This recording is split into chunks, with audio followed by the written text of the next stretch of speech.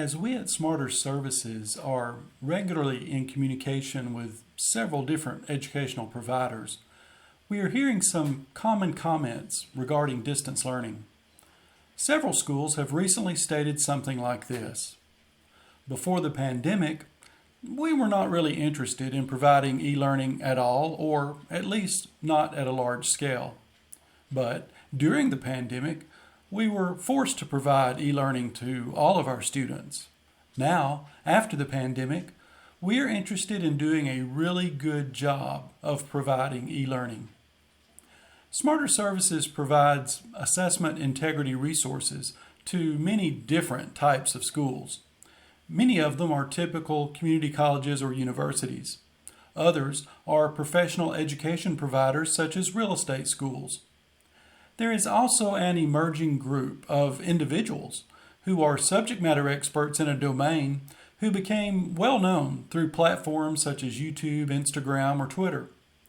Many of these education providers have been providing e-learning for some time now, and to remain competitive, they need to professionalize their services. Others are newer and need to basically start a serious e-learning program. Whether your school is looking to start or improve your e-learning offerings, a question that is frequently asked to us is, what resources do we need to do e-learning well? The next part of this conversation typically turns to a decision about the resources that they need to be successful as an e-learning provider.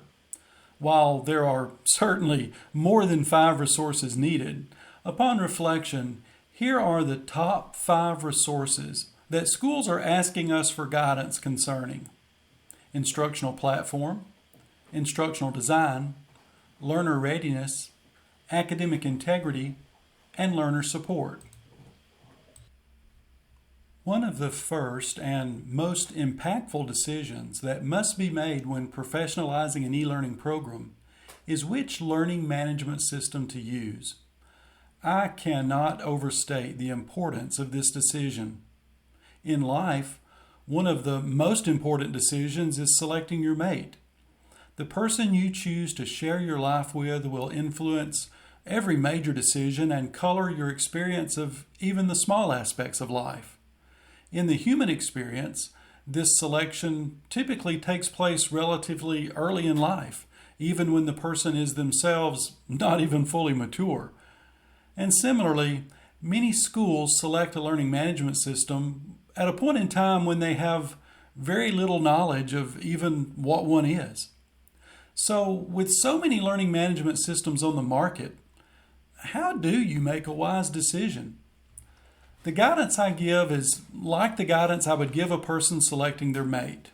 First, know yourself. Do a purposeful analysis of the needs you have for a learning management system. For example, are there any regulatory requirements that you must meet, such as mandating seat time in an online course? Or do you need to be able to export data, such as grades, to a third-party system?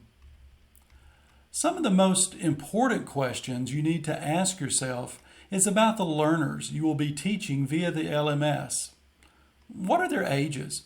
What is their general level of technical competency? Are they more likely to connect with the course using a phone or a computer? As you are comparing platforms, strive to identify the features that you will actually use. Most of us drive vehicles that have buttons on the dashboard that we don't even know what they do. So make sure the platform has all the features you need, but control cost by not overbuying a system with too many bells and whistles. When it is finally time to compare different learning management systems, I recommend that you first talk to your peers. Find educational institutions similar to you and ask them what they like and don't like about their LMS. Finally, after you've considered information about your needs, your audience, and the perspective of your peers, make a list of 3 to 5 LMS providers. Reach out to them and request a product demonstration. If a company is not quickly responsive to your request, then eliminate them as they're likely not to be responsive to your request later as a client. During the demonstration, try not to become enamored with lots of bells and whistles, but ask the vendor to emphasize the benefits of the software that they can bring to your organization.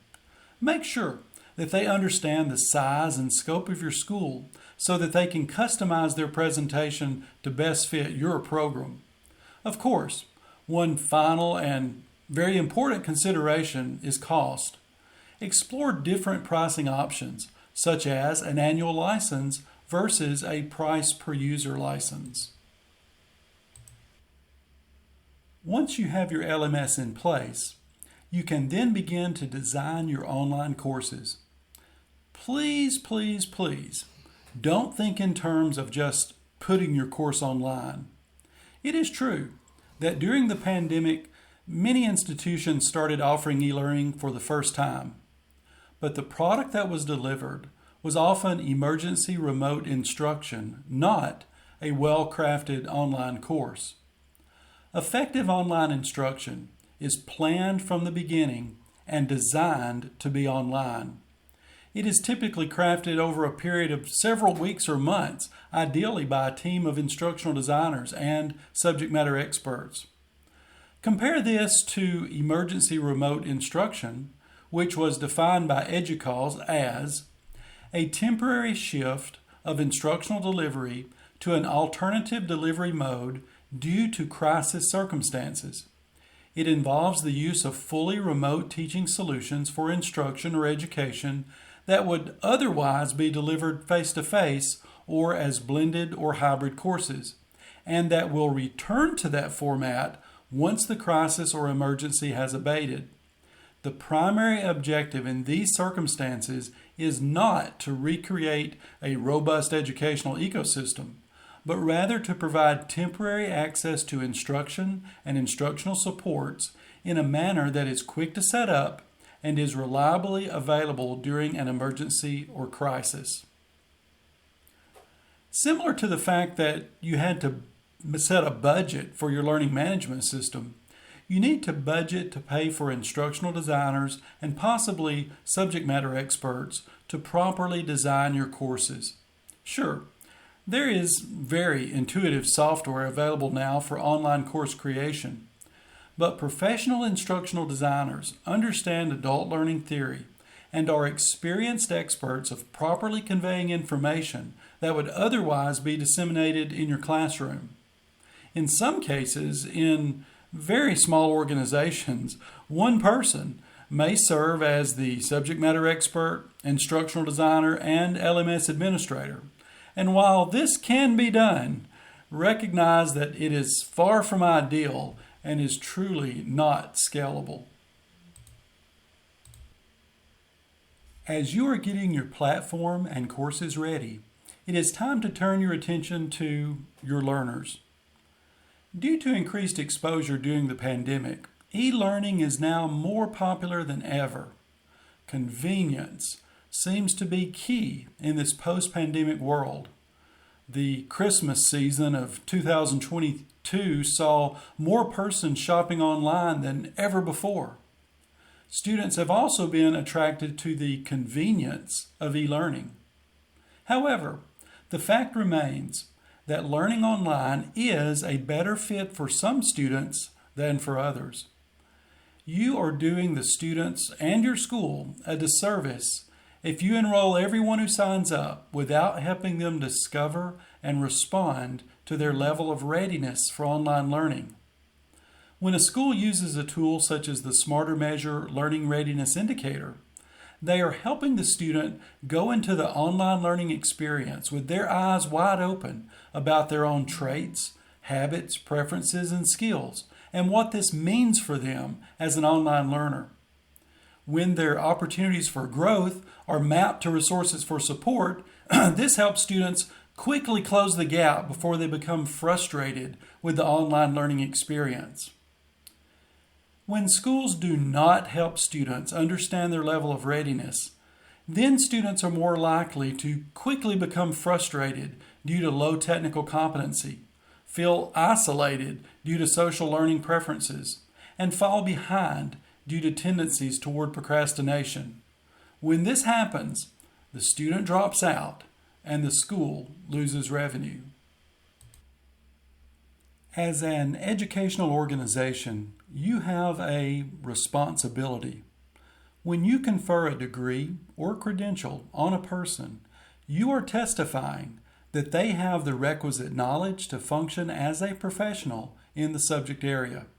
You're saying to the world that this person knows what they need to know and can do what they need to do as a professional. So, how can you make this bold statement about a learner? The simple answer is through assessment. An exam allows a person to demonstrate their competency.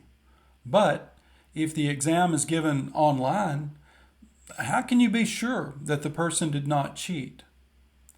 In some ways, if your school is just now starting to offer e-learning, or if you're just now starting to professionalize your program, you're better off, because an entire industry has emerged over the last decade offering solutions for monitoring students during exams. Exam proctoring for e-learning courses can now be done either face-to-face or virtually. Thousands of professional and collegiate testing centers exist around the world to serve e-learning students. Some professional persons, such as church pastors, education service officers in the military, or notary publics, also serve as face-to-face proctors. Virtual proctoring can be done in two ways: automated or live. Automated virtual proctoring involves artificial intelligence monitoring the student to detect anomalies, such as another person being present, the test taker talking, the test taker looking away, or someone reading answers to the test taker. Live virtual proctoring provides a real person monitoring the test taker via a video conferencing solution. Smarter Proctoring is the most comprehensive integrity management platform available in that it manages all 7 possible proctoring modalities, all from within a single interface in your learning management system. Finally, one of the most important things you can do as you're professionalizing your e-learning program is to support your students. Recognize that e-learning may still be new to many learners, and as such they do not possess the needed technical knowledge and skills. When this happens, they need to be able to reach out for technical support. If you do not promptly and adequately provide this, then the students could drop out of the course and would very likely never enroll with you again. Another type of support is what many schools call success coaching, and it may take many forms. Students may need information about what online courses they should take next. This is often thought of as academic advising. Students may also need encouragement to persist. Adult students commonly work full-time, have family responsibilities, and other commitments in addition to continuing their education. They may benefit from counseling about how to juggle multiple priorities and avoid bad habits such as procrastination. In this role, success coaches often utilize smarter measure data to enrich conversations with students about their strengths.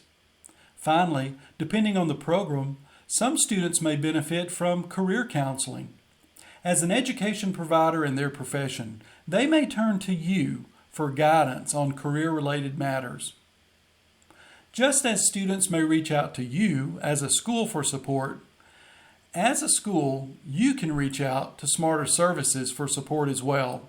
We have decades of experience in working with over 1,000 educational institutions. We are eager to share good practices observed at other schools, as well as case studies and white papers. If we can help you, please let us know.